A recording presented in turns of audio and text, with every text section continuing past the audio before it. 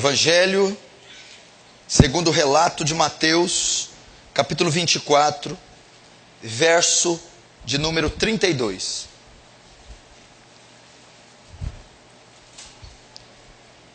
Aprendei, pois, a parábola da figueira, quando já os seus ramos se renovam e as folhas brotam. Sabeis que está próximo o verão. Assim, Jesus é quem está dizendo aqui. Assim também vós, quando virdes todas estas coisas, sabei que está próximo às portas. Em verdade vos digo que não passará essa geração sem que tudo isso aconteça. Passará o céu e a terra, porém as minhas palavras não passarão. Vamos fechar os olhos. Pai Santo e Pai Bendito, eu venho a Ti através do Seu Filho amado, Jesus. E eu venho pedir hoje uma porção de graça, gloriosa, abundante, sendo despejada neste culto, sobre as vidas dessas pessoas, e abundando para a Sua glória. Que haja um espírito de temor nesse local. Que o Senhor nos dê entendimento da Sua palavra. Pai querido, salva-nos e seremos salvos. Liberta-nos e seremos livres. Ensina-nos e seremos ensinados. Edifica-nos e seremos edificados. Santifica-nos e seremos santificados. Que na nossa debilidade, que na minha fraqueza, o Senhor obtenha glória. Que o Seu reino avance e a Sua vontade seja feita. Em nome de Jesus. Amém. Presta muita atenção no que eu vou dizer aqui essa noite. Como eu tinha dito, nós vamos iniciar hoje uma série sobre evangelismo. A princípio, eu iria fazer classes de evangelismo nos sábados à tarde, para aqueles interessados, para nós começarmos então um projeto de evangelização na cidade de Franca. Evangelizar ruas, hospitais, casas de recuperação, asilos, orfanatos, praças e todos os lugares possíveis. Então, faria essas classes no sábado e chamaria os interessados. Foi então que, ao meditar sobre a tarefa da grande comissão, eu pude ver que na grande comissão que Jesus ordena a evangelização do mundo, Ele não deu o luxo de ter uma classe de interessados e não interessados. A tarefa da grande comissão, da evangelização do mundo, é para toda a igreja, é para todos os cristãos, todas as classes de cristãos, todos os ministérios dentro da igreja.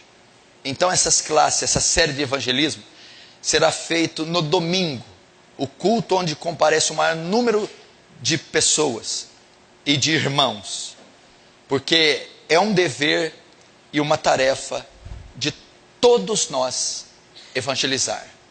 Marcos 16, 15 e Mateus 28, 18 descrevem a grande comissão. Jesus reúne o seu povo antes de ascender aos céus e os comissiona a ide e pregai o evangelho, a palavra de Deus, a toda criatura da terra. Quem crer, se for batizado, será salvo, segundo o relato de Marcos. E ensinando todas as nações a guardar todas as coisas, batizando-as em nome do Pai, do Filho e do Espírito Santo, segundo o relato de Mateus. Nisso consiste a grande comissão, que toda a igreja saia às ruas a pregar a mensagem do Evangelho aos perdidos. E você precisa se conscientizar disso. Então essa série foi marcada com a intenção de promover nesta igreja um despertar, um incentivo, uma ordem para evangelizarmos a nossa cidade e até os confins da terra. Então todos vocês que estão aqui estão debaixo dessa comissão, desse comandamento, dessa ordem dada por Jesus. Se você está aqui hoje, é crente em Jesus e não se interessa por evangelismo, não se interessa por pregar o evangelho, você está em desobediência, está sob pecado. Você está em rebeldia contra Deus. É uma ordem, é um mandamento a todas as classes de cristãos, a evangelização. Se você tem omitido o evangelho da sua família, amigos, colegas de escola, de trabalho, viajantes, você está em desobediência.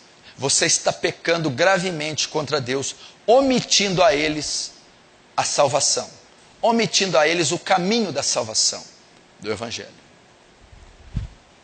E nós, antes de começar essa série, antes de você sair e ir às ruas pregar o evangelho, talvez você precisa de uma motivação. Talvez você precisa ter ciência de fatos e de realidades para que você seja levado ao evangelismo. O Instituto Moody chegou à conclusão que somente 5% dos cristãos dessa época tiveram a experiência de trazer uma pessoa para Jesus. Significa que 95% dos cristãos de hoje nunca ganharam uma alma para Jesus. Com certeza você está nessa estatística. Só 5% dos cristãos atuais tiveram a experiência de trazer uma alma para Jesus, de salvar um pecador. 95% das pessoas que esquentam seu traseiro nos bancos da igreja nunca trouxeram uma alma para Jesus. Eu já começo a ver rostos corar de vergonha. Você, infelizmente, faz parte dessa estatística. Agora, por que você faz parte dos 95%? E aquele que vai me assistir, com certeza, muitos do que vão me assistir, também não tiveram a experiência de trazer uma alma para Jesus. Talvez é porque você não saiba da necessidade e da perdição que se encontram os pecadores no nosso mundo atual. Talvez é por causa do pós-modernismo que contaminou o evangelicalismo contemporâneo. O evangelho nacional, bem como mundial, de 30, 40 anos para cá, ele é um evangelho imediatista, que apenas foi feito para atender a necessidade do homem. Então, todo o viés da igreja moderna é voltado para a necessidade do homem.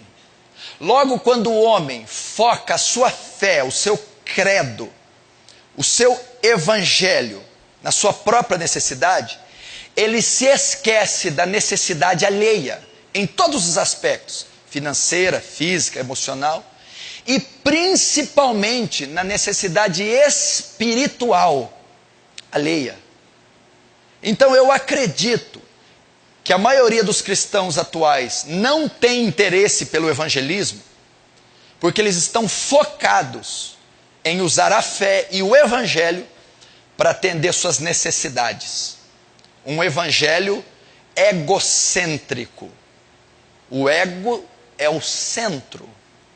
E também eu acredito, porque eu acredito que os cristãos atuais, eles não têm em mente o estado que se encontram as pessoas que estão sem Cristo. Porque eles não têm noção do perigo que a impiedade humana corre sem Jesus. Para você ter uma ideia, existem 2,4 bilhões de pessoas em todo o globo terrestre que nunca ouviram o Evangelho estão completamente perdidas. 2,4 bilhões de pessoas nunca ouviram falar de Jesus, nunca leram a Bíblia, nunca entraram em uma igreja. E se esses 2 bilhões de pessoas morrerem agora, vierem a óbito agora, elas encherão o inferno nesse momento. Pastor, na ignorância do ímpio, ele pode ser salvo? Ezequiel 18 e Ezequiel 37 diz: se eu disser que o pecador vai morrer, tu sabendo disso não adverte, o ímpio morrerá no seu pecado. O ímpio será condenado no seu pecado. Veja só, o ímpio não foi advertido. O Atalaia omitiu a mensagem. Ele não sabia da existência do Evangelho. Ele não sabia da existência de Deus. A Bíblia não diz que ele, na sua ignorância, viverá. Ele morrerá na sua iniquidade.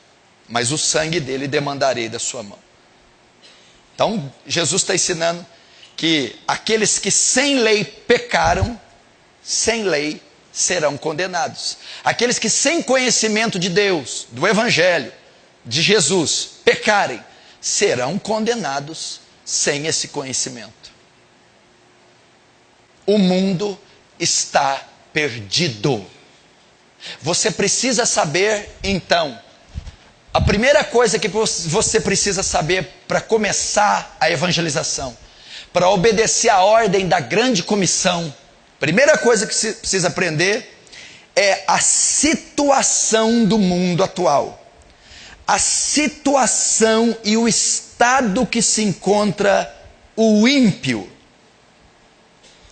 Presta atenção, Deus, um dos atributos mais proeminentes da natureza de Deus é a justiça. A justiça fala da excelência moral de Deus. Deus é absolutamente justo. Ele teria que deixar de ser Deus se ele não fosse justo. É intrínseco do caráter de Deus ser justo.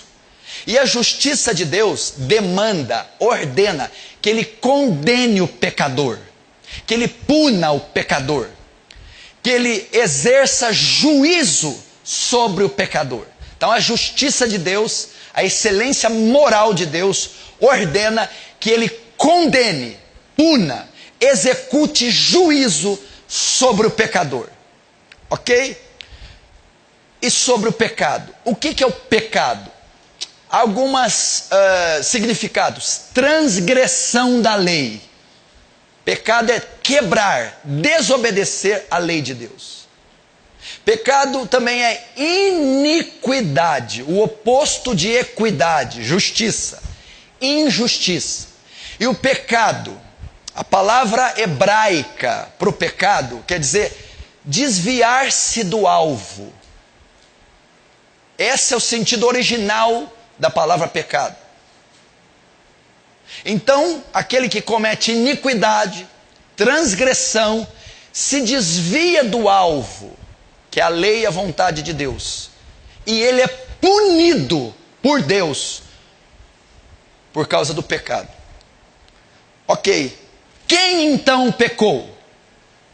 Quem será punido por Deus? Quem será condenado? Quem sofrerá o justo juízo de Deus? A justa ira de Deus? Quem? Quem pecou? E quem pecou? Romanos 3:23 diz: todos pecaram e destituídos da glória de Deus estão. Todos pecaram. A Bíblia diz que não há um homem sequer, nenhum só que não peque. Toda a raça humana pecou.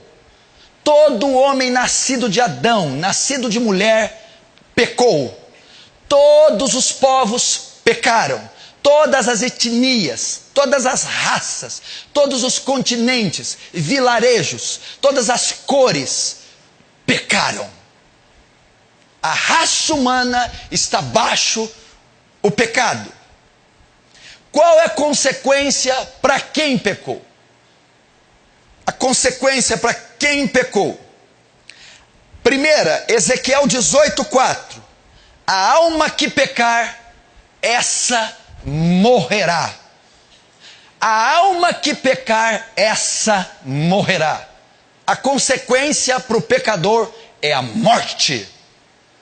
A consequência para o pecador é a morte eterna.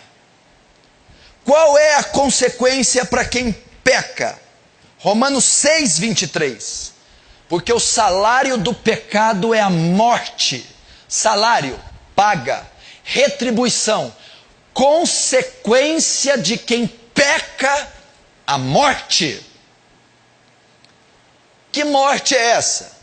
Romanos 5:12. Portanto, assim como por um só homem entrou o pecado no mundo, e pelo pecado a morte, assim a morte passou a todos os homens, porque todos pecaram. Você notou que todos os textos que eu li, eles usam o termo todos.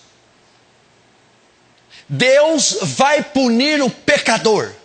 A justiça ordena que ele condene. Quem pecou? Toda a raça humana, todos os homens.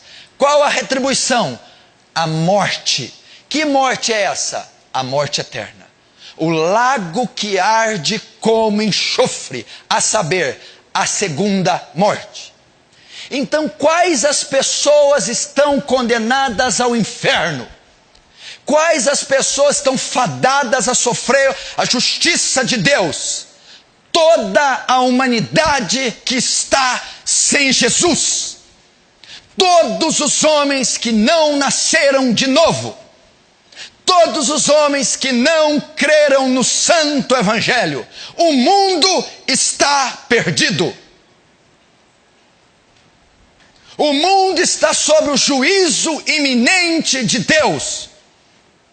O mundo está sob o julgamento iminente de Deus. As nações estão perdidas. Os povos estão perdidos.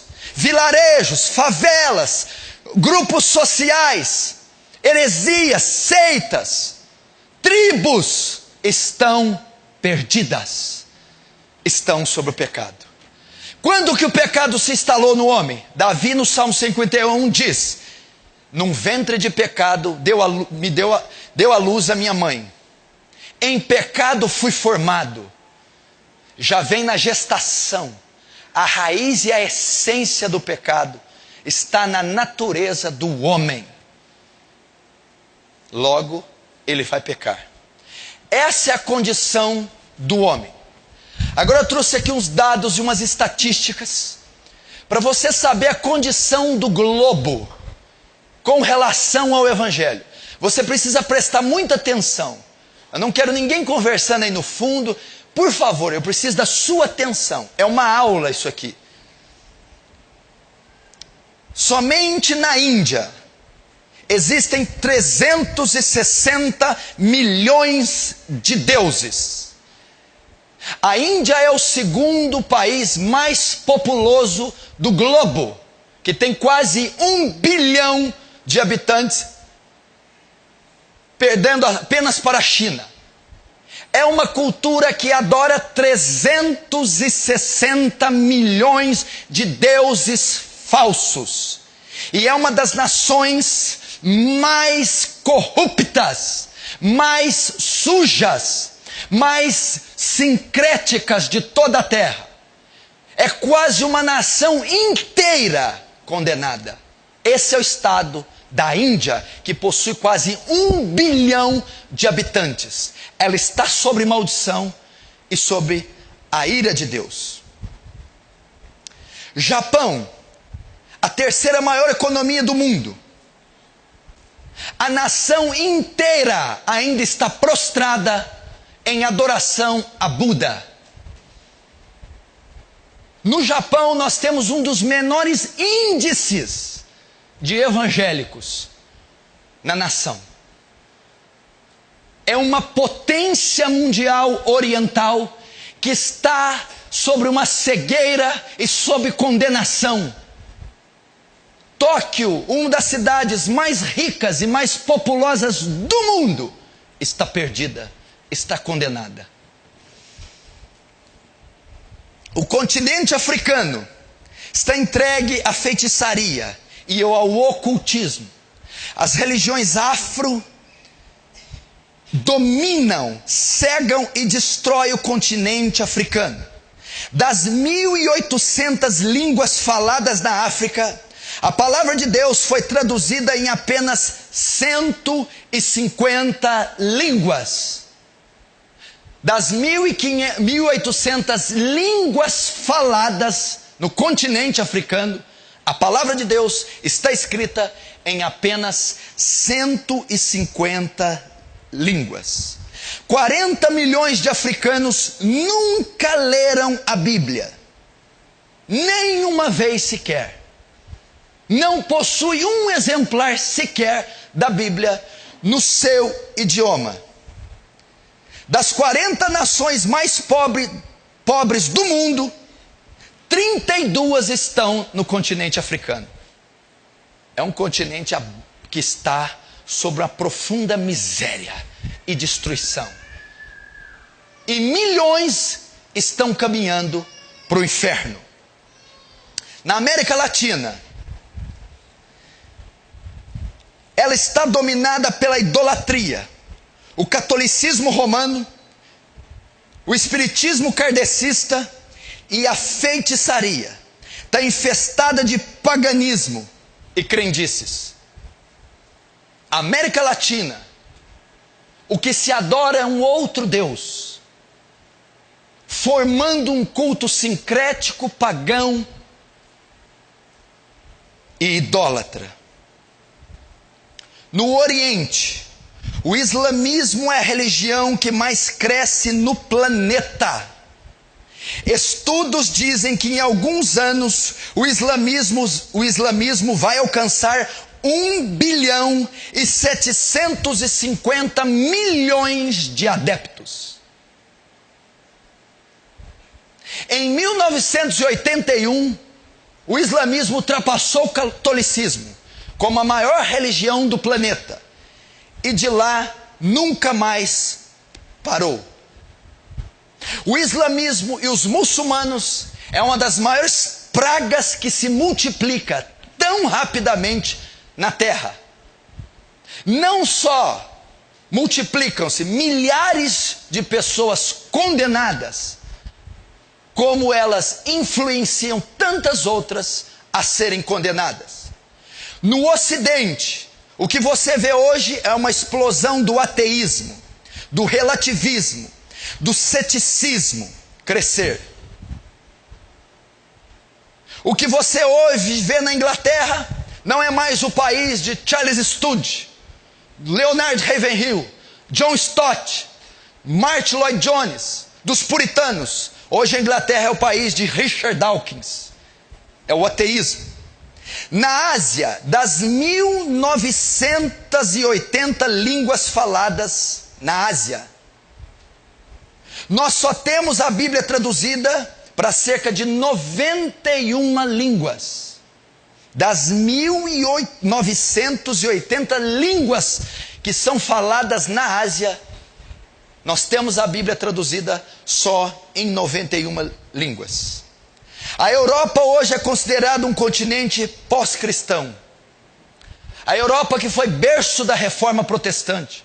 A Europa que foi a terra natal de Martinho Lutero, Savonarola, John Wycliffe. A Inglaterra que foi berço de John Calvino. Hoje é um continente pós-cristão. Apostatou, se esfriou. As etnias. Etnias são pequenos povos. Estima-se que hoje existem 11.227 etnias no mundo. Destas 11.227 etnias, 6.614 têm menos de 2% de cristãos evangélicos.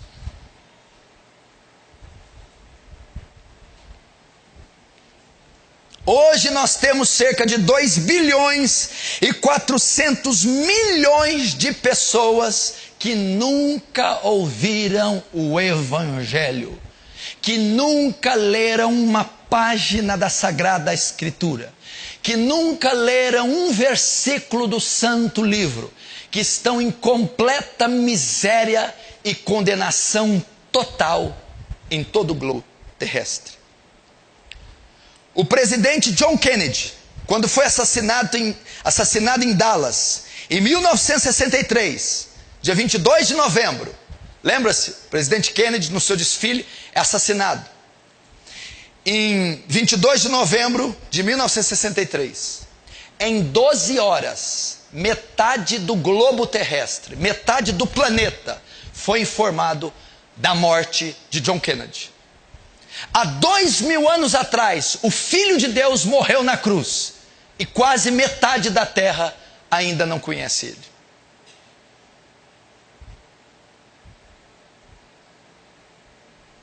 Em 12 horas, metade do globo ficou sabendo da morte de Kennedy. Em 2000 anos, metade do globo ainda não sabe da morte de Jesus.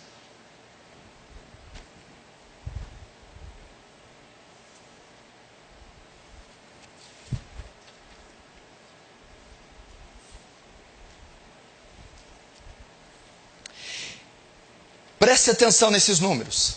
Estatísticas mostram que nos últimos 60 anos houve uma explosão de seitas orientais e de religiões pagãs como nunca na história. O islamismo em 60 anos cresceu 500%. O hinduísmo cresceu 167%. O budismo cresceu 145%. E o cristianismo cresceu apenas 47%. O mundo está perdido. Hoje, a religião que mais cresce é o Islã. O alvo dos muçulmanos é alcançar o mundo inteiro para o islamismo. Se os muçulmanos fossem cristãos, o mundo estaria vivendo um avivamento. Jesus seria o Senhor da terra. Mas infelizmente, o que está alcançando o mundo inteiro é o Alcorão, é Maomé, é Alá, e não é o Senhor Jesus Cristo. O alvo deles é alcançar o mundo inteiro. Na Europa isso já está acontecendo. Um dos propósitos do islamismo é transformar a Europa em um continente muçulmano, islâmico. O Sandro esteve lá, o José esteve lá, o pastor Danilo esteve, eu estive. Eles estiveram na França, na Itália, estiveram na Rússia. Você vê uma explosão de muçulmano nos aeroportos, nas capitais das grandes nações. Você vê muçulmanos em todos os lados, fazendo negócio, fechando negócio, tomando a liderança, tomando a égide das nações. Os muçulmanos têm crescido. Hoje o islamismo é a religião predominante de 43 países.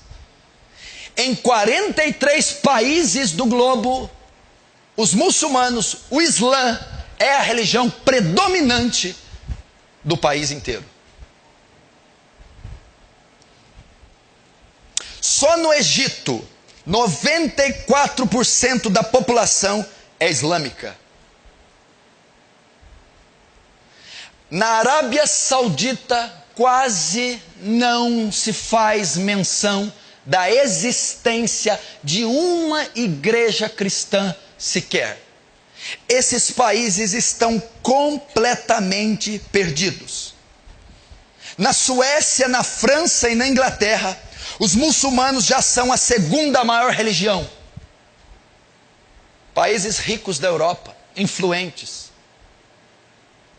países que já tiveram grandes homens de Deus, hoje os muçulmanos ocupam o segundo lugar. Na Alemanha existem mais de 2 milhões de muçulmanos, berço da Reforma, país de Lutero. Os muçulmanos estão invadindo a Europa. Nas Ilhas Britânicas existem mais de 1 milhão de muçulmanos, mais de 1.200 mesquitas e 5.000 escolas muçulmanas. Só nas Ilhas Britânicas. Dos crentes convertidos na Inglaterra, só 4% frequentam os cultos. A Inglaterra, que foi o país de Richard Baxter, Joe Owen, país de Hudson Taylor, país de William Carey, país de Martyn Lloyd Jones, de Morgan Campbell, país que foi berço de avivamentos. Hoje as igrejas estão sendo fechadas e estão sendo abertos bares, clubes e mesquitas. Os muçulmanos estão dominando. Na antiga Iugoslávia foram construídas mais de 600 mesquitas depois da Segunda Guerra Mundial. O Islã é uma praga que está alastrando com tanta força no globo e nós não temos sequer uma pista disso. A força dos muçulmanos é violentíssima. A consagração, a doação, a entrega que eles têm ao seu Deus, à sua fé, coloca o cristianismo contemporâneo no chinelo.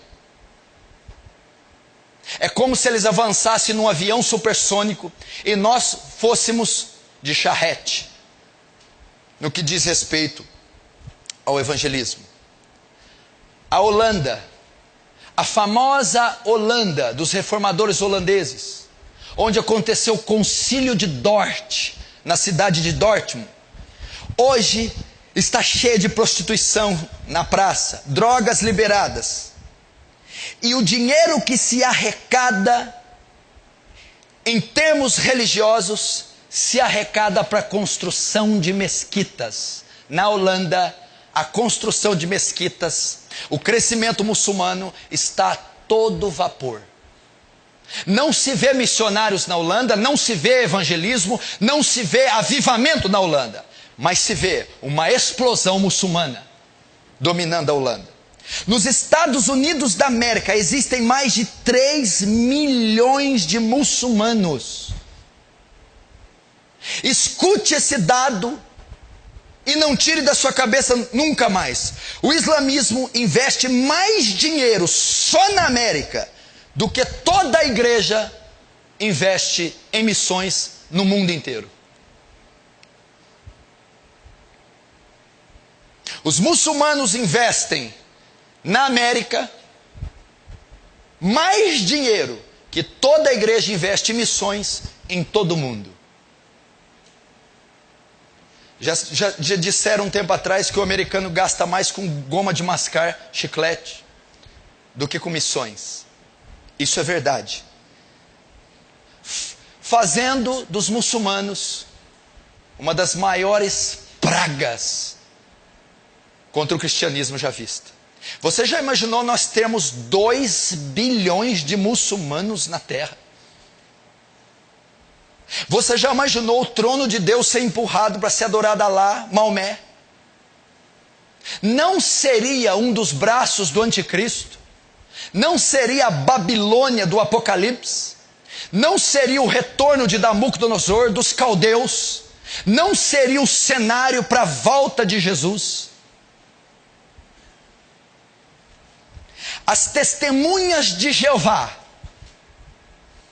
uma das seitas mais abomináveis do mundo, uma das maiores heresias que já se manifestou. Eles negam a divindade de Cristo, a divindade do Espírito Santo. Eles fazem a confusão com os 14 mil de 144 mil do Apocalipse. É uma blasfêmia. Eles possuem a maior gráfica e o maior equipamento e mais sofisticado de impressão religiosa do mundo. Depois da Segunda Guerra, a igreja foi acusada de ensinar leitura para as pessoas. Mas não era a igreja que estava ensinando, eram as testemunhas de Jeová. Nenhuma outra religião publica livros, revistas, notas, artigos e jornais em todo o mundo como as testemunhas de Jeová. A revista Despertar e Sentinela já teve bilhões de exemplares publicados desde o seu fundamento. É uma das seitas que mais se alastra no mundo. É uma das seitas que mais cresce no mundo e leva milhares e milhões ao engano. É um dos melhores métodos de evangelismo que existe no mundo. Todas as bases das testemunhas de Jeová têm os mapas da cidade. E eles vão em todas as ruas e todas as casas da cidade inteira, de porta em porta, sendo mordido por cachorros, sendo espancados, sendo feridos com água fervente, mas eles não desistem. Testemunhas de Jeová. Mormons, os santos dos últimos dias, a igreja dos santos dos últimos dias, é uma das seitas mais milionárias do mundo. Nos últimos 6 anos, os Mormons cresceram 460%. Você vê os templos que eles constroem, só em Franca tem 3 grandes templos belíssimos. É uma religião milionária que está explodindo em todo o globo. Brasil, o que mais tem crescido são as seitas orientais. Está havendo nos últimos 20 anos uma explosão de Seixonoe, Ordem Rosa Cruz, budismo. No Brasil, Hare Krishna, ciência cristã e messiânica, tem atracado nas praias brasileiras e sendo consumido pelos cristãos. Estima-se que no Brasil ainda existem 123 milhões de católicos. E dizem que o país está em avivamento. E dizem que o país está gozando de um avivamento. Aonde? 123 milhões de idólatras, condenados, cegos. O Brasil, de um tempo para cá, foi considerado o maior país espírita do mundo. Houve nos últimos 15 anos uma explosão do espiritismo com esses filmes e livros publicados. Nosso Lar, filme do Chico Xavier, arrogou ao Brasil o título de o maior país espírita do mundo. Franca foi um tempo considerada a cidade que você mora, em termos de proporção, a maior cidade espírita do Brasil. Proporcionalmente.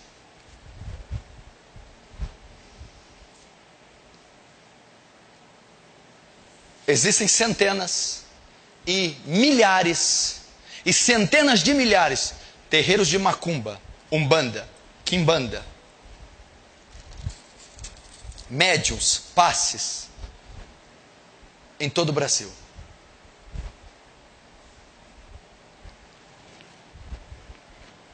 Esse é o estado do mundo. Esse é o estado do homem moderno. Ele está abaixo maldição. Ele está perdido. Vejam as estatísticas. Por que que eu iniciei o culto abrindo em Mateus 24 e Jesus alertando quando vede todas essas coisas? Sabei que está próximo o fim. Nós estamos vivendo o fim. Todas as profecias até o exato momento já foram cumpridas. O retorno de Jesus está muito mais próximo do que você pode imaginar. Jesus está às portas. Jesus vem sem demora. Jesus vem buscar a sua igreja. Jesus vem despejar os juízos dele sobre a terra. E o tempo do fim se aproxima. E a volta de Jesus está muito mais próxima que imaginamos. O que isso tem a ver com evangelismo e missões? Significa que nós temos pouco tempo. Nós temos pouco tempo para salvar essa multidão, esse bilhão de bilhões perdidos. Você não tem mais tempo a perder. Olhe para suas cãs, olhe para a sua idade, olhe para a condição do mundo, olhe para a figueira, olhe para os sinais, veja o fim se consumando. E se o fim chegar e essas pessoas se encontrarem nesse estado, elas serão condenadas, elas serão mortas, elas irão ao inferno.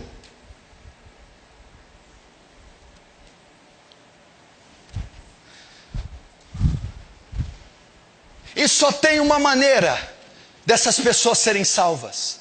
Só tem uma maneira de tirá-las da escuridão.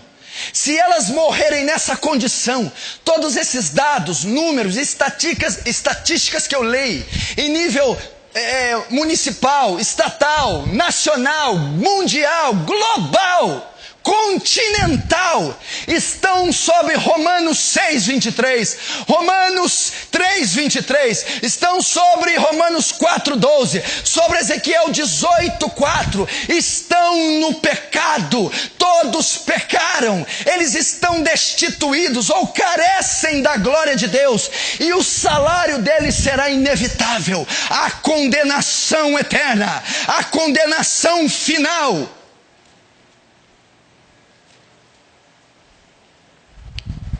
Pastor, no que implica essas pessoas morrerem como elas estão? Para onde elas vão? Vamos ver esses números que eu li, abrindo em Lucas 16. Vamos ver o que elas vão sofrer. Lucas 16. Parábola do rico e Lázaro. Lucas 16.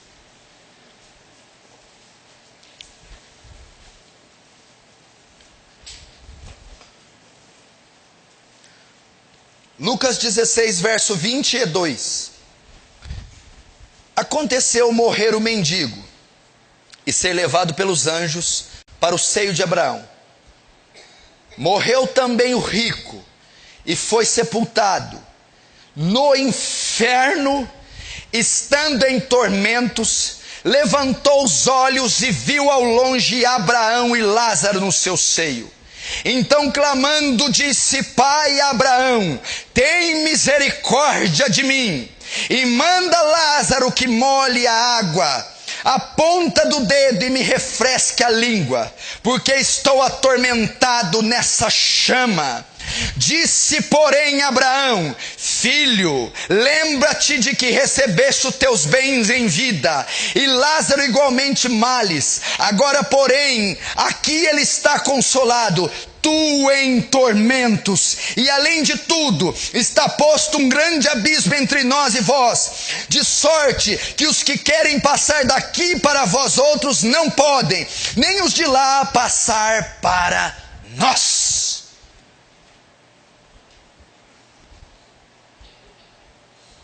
Vejam para onde essas pessoas vão.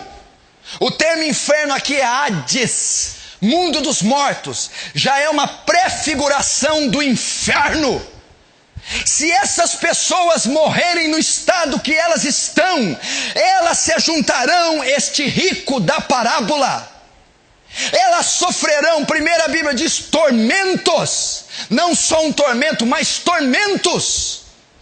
A pessoa que for condenada sofrerá tormentos, sofrerá aflições, sofrerá males, como disse Abraão no texto. Essas pessoas não estão fadadas a ficar numa sala escura apenas, não estão fadadas a serem divididas de outros espíritos de luz. Essas pessoas estão fadadas ao sofrimento eterno, a males eternos, a punição eterna, ao castigo eterno. Segundo, quando ele roga a Abraão, Abraão diz para ele: lembra-te. a memória não vai ser tirada. Os condenados terão consciência, noção de existência. Descartes disse: penso, logo existo. O ser humano tem noção da própria existência. Lá no inferno, eles terão noção da sua própria existência. E eles terão toda a sua memória intacta. Você já imaginou o horror? Longe dos entes queridos, tendo em mente os pecados, a desobediência, as oportunidades que rejeitou do Evangelho, pois essa multidão de bilhões, se for condenadas, sofrerá suplício, castigo, a ira de Deus, tormentos eternos, e a sua consciência não será tirada. O que mais?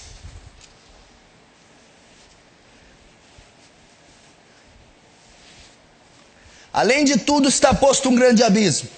Ninguém daqui pode ir até você, e ninguém daí pode ir até aqui.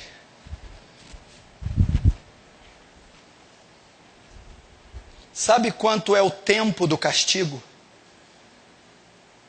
Uma eternidade. Manda Lázaro vir aqui, ele não pode ir aí e você não pode sair daqui. Essas milhares de almas estarão condenadas por toda a eternidade. Manda Lázaro vir aqui. Você não pode receber visitas no inferno. Essa multidão de ímpios jamais verá sua mãe de novo, os seus filhos, os seus pais, jamais verá um anjo, jamais verá a presença santa de Deus, jamais será visitado por um santo, jamais será evangelizado, nunca mais verá a face de um santo.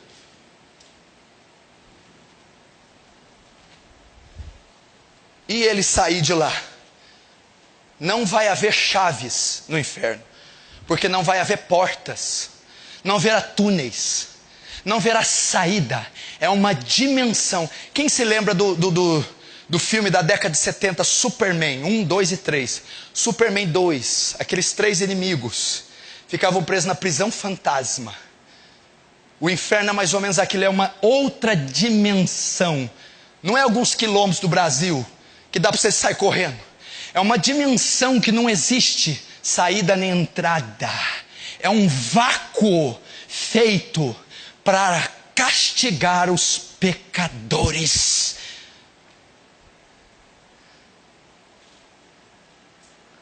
Terceiro, manda Abraão, Lázaro molhar o dedo com água e pôr na minha língua. Não. O que significa? Lugar que não haverá alívio da dor. Quem já ralou o braço, dói tanto, mas na mente já está condicionada, vai passar e passa. Quem já teve enxaqueca, toma um remédio 40 minutos, 1h30, vai passar, passa. Quem teve um trauma, cirurgia, 1 semana, pontos, 2 semanas, 3, passou. Quem já teve agonia no peito, aflição, depressão, agonia porque o marido não chegava, agonia porque o filho não deu notícia, meu Deus, onde esse menino está, sumiu, aí ele aparece de manhã, aí o marido liga, não, parei aqui no posto, estou abastecendo. No inferno não haverá alívio, não haverá dores tremendas. Eu estou com sede, porque essa chama me atormenta, essa chama me arde. Alivia minha dor, Abraão. Não haverá alívio de dor no inferno, não haverá alívio do tormento no inferno. Não haverá remédio, medicação, regeneração da carne putrefada. Não haverá alívio no inferno. Ele diz, tem misericórdia, pai Abraão. A Bíblia diz assim, Mauri, o juízo de Deus é sem misericórdia. Não existe misericórdia no inferno. Ela foi cessada. O trono de misericórdia é agora. Hebreus diz: entrai confiadamente junto ao trono da graça, para que possa alcançar misericórdia e achar graça. Hoje o trono é de misericórdia e graça. Neste tempo, o trono é o trono de julgamento. Não há misericórdia no inferno.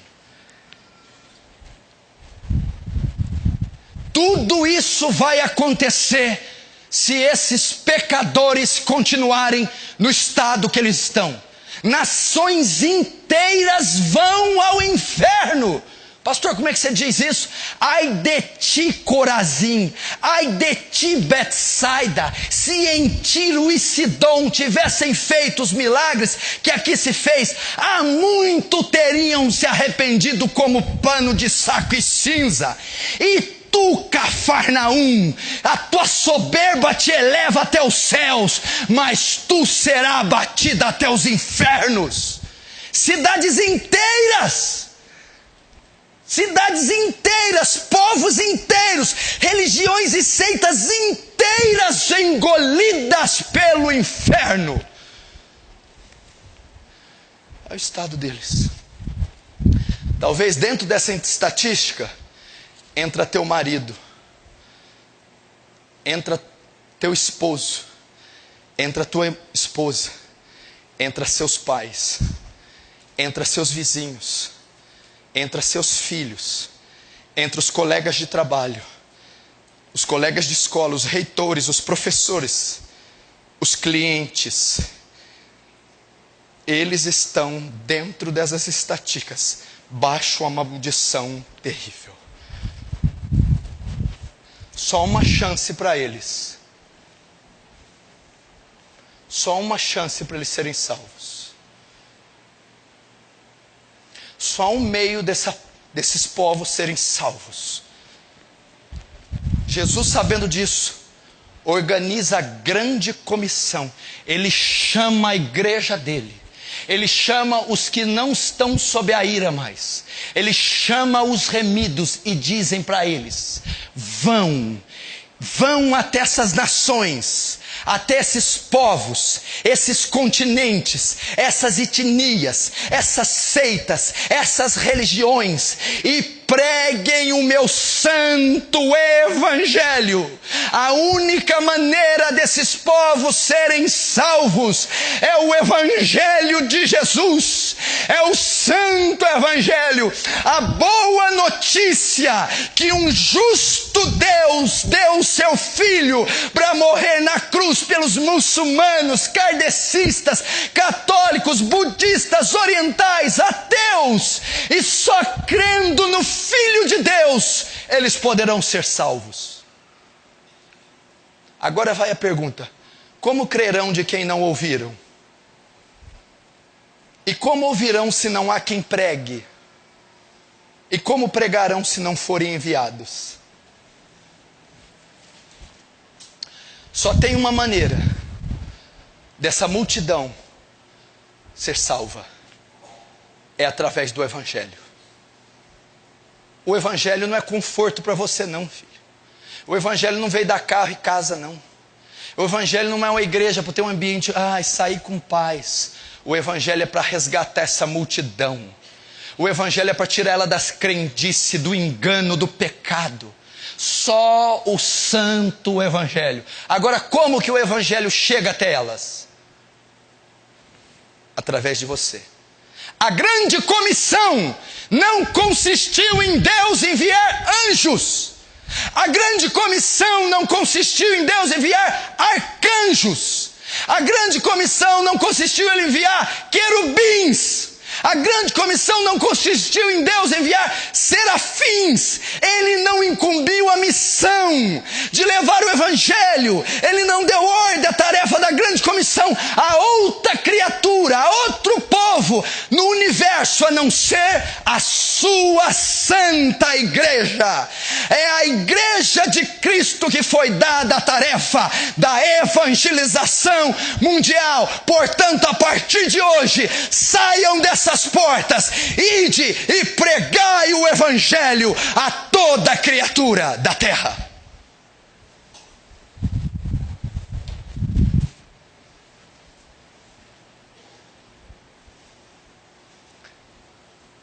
eles só podem ser salvos pela pregação do Evangelho. E só você pode pregar o Evangelho a eles.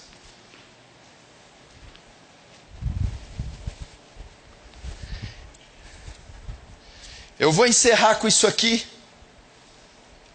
porque eu vou discorrer isso em outros cultos.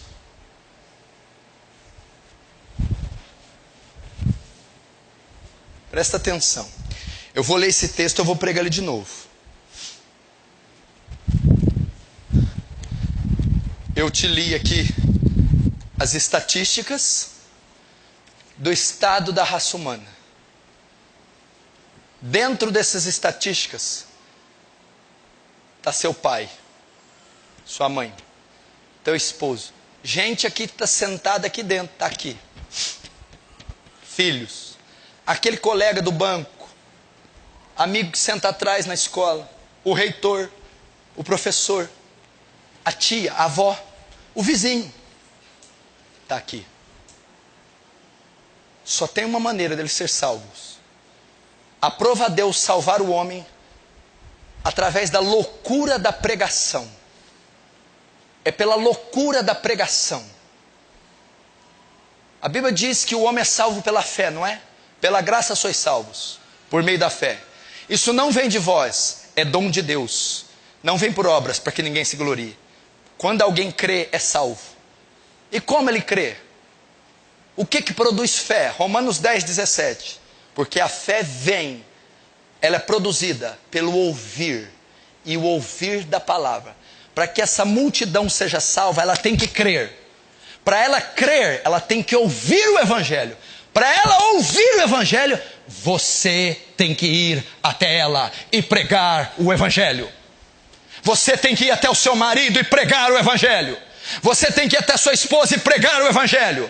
Você tem que ir a seus filhos e pregar o Evangelho. Você tem que ir até os seus pais e pregar o Evangelho. Você tem que ir na repartição que você trabalha e pregar o Evangelho. Nos seus clientes e pregar o Evangelho. Tem que ir nos seus professores e pregar o Evangelho. Até os alunos e pregar o Evangelho. Até sua cidade natal e pregar o Evangelho. Você tem que pregar o santo Evangelho. Assim elas ouvirão, assim elas crerão e assim elas serão justificadas, salvas, com a pregação do Evangelho. Igreja,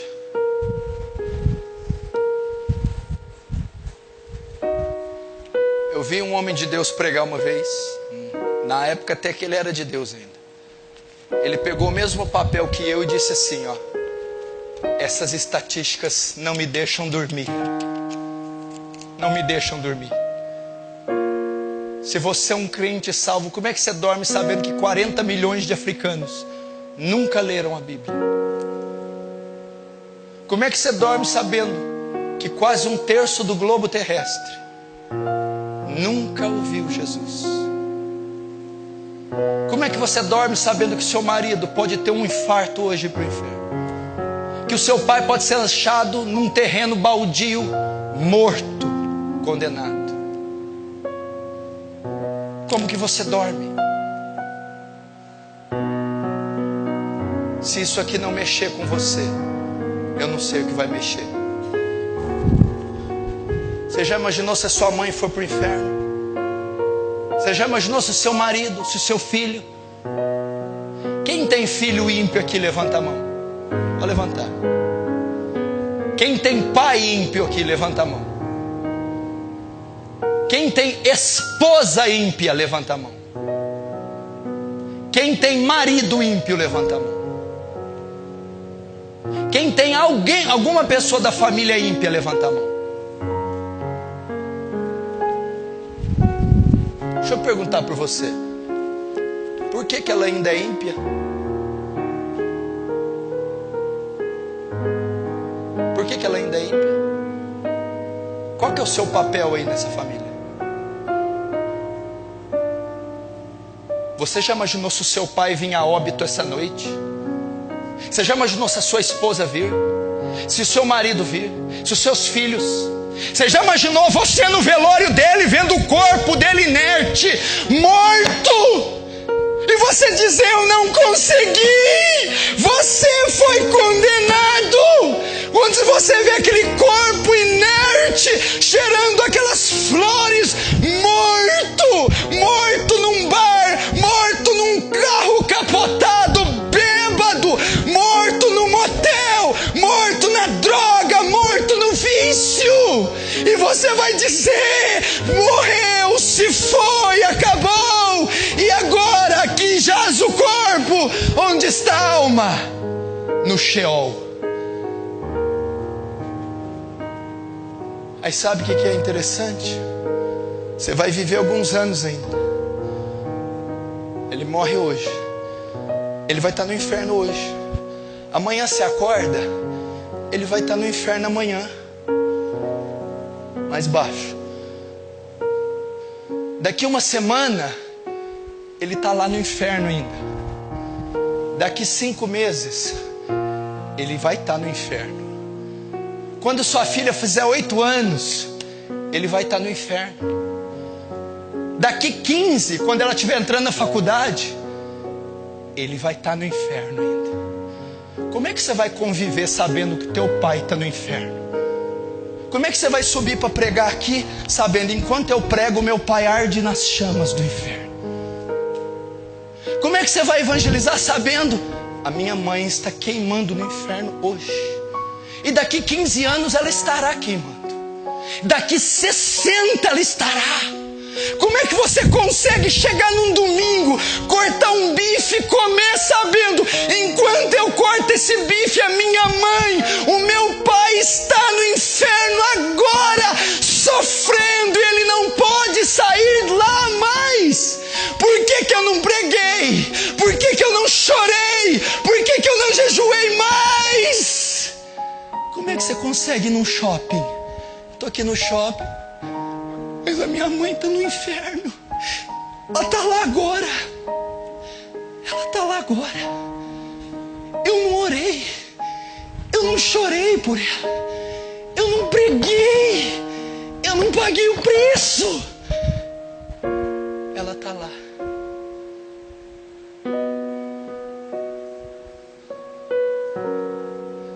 Como é que você consegue viver? Imagina eu como pastor, se souber que a minha mãe foi para o inferno. Como é que eu toco a minha igreja? Como? Todo dia que eu subir para pregar, eu vou saber, ela está lá. Quando eu estiver preparando o sermão, ela está lá e eu não posso tirar ela de lá mais. Quando eu for passear no shopping com meu filho, ela está lá no inferno. Ela está lá agora, nesse exato momento, e nunca mais vai sair de lá. Nunca mais. Daqui 15 anos ela ainda estará. Daqui 25 ainda estará. Quando eu estiver velho, aposentado, também estará.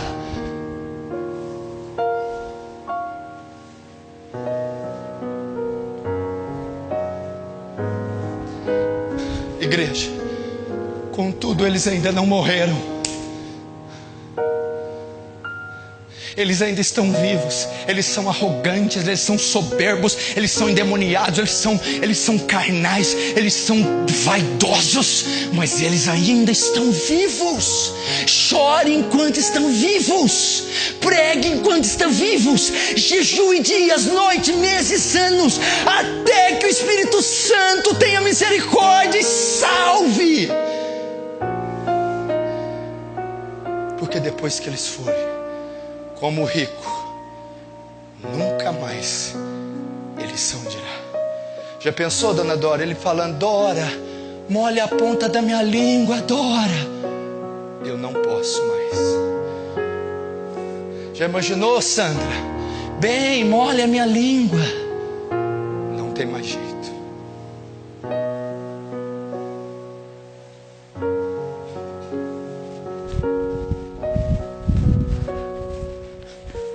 Pois eu te digo, se você não pregar, vai acontecer isso. Se você não chorar por essa alma. Tem obreiro que me procura: ah, pastor, já desisti dessa menina. Ah, pastor, desisti desse cara. Ah, pastor, não. se você não sofreu dor de parto, se você não passou madrugadas insones por um pecador, você não pode desistir dele. Spurgeon dizia, Charles Haddon Spurgeon, vocês podem até para o inferno, pode até ir, mas vão ter que passar por cima do meu cadáver primeiro. Vão ter que me matar para ir para o inferno. Não vai ser fácil vocês irem para o inferno nessa igreja, porque tem um homem orando, jejuando, até que um dia o Espírito Santo rompa esse coração e quebre suas rótulas, e você se dobre ao senhorio de Jesus e ao santo evangelho. Vocês podem até ir para o inferno, mas vão ter que passar por cima do meu cadáver.